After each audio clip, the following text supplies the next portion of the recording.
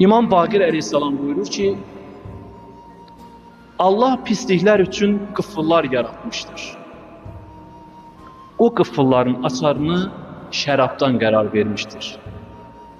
Yalan isə şərabdan daha pisdir. Əslində bu hədislər mübaliğə üçün, nəsə hər hansı bir digərindən üstün göstərmək üçün deyil.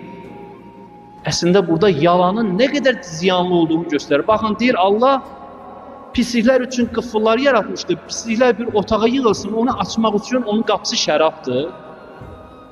Yalan isə şərabdan da pisdir. Niyə? Çünki şərab insanın fiziki cəhətdən məst edirsə, yalan da insan ruhaniyyətini, mənəviyyatını məst edir.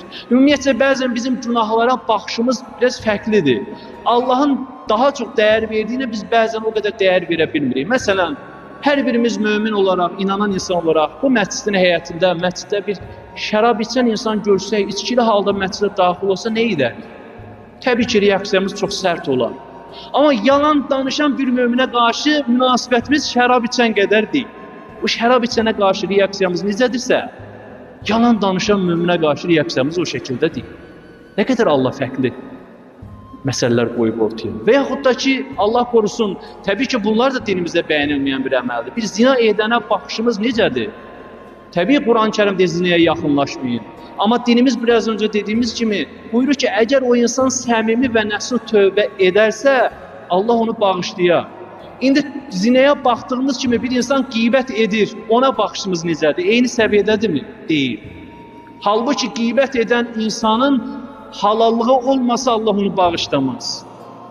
Bu qədər həssas bir məsələlər var. Bu qədər incə bir məsələlər mövcuddur.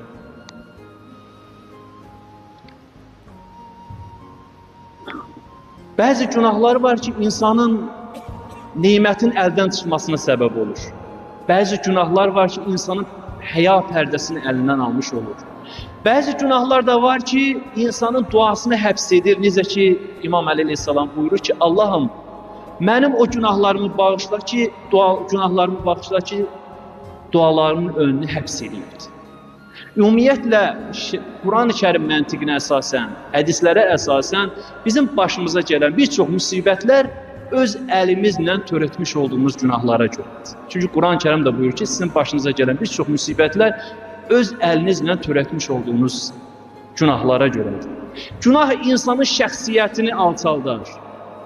Günah insanın mənəviyyətini həm dünyada rəzil eləyər, yalan, günah, həm ahirətini puç eləyər. Ümumiyyətlə, insan niyə ilahi əmirlərə qarşı çıxır?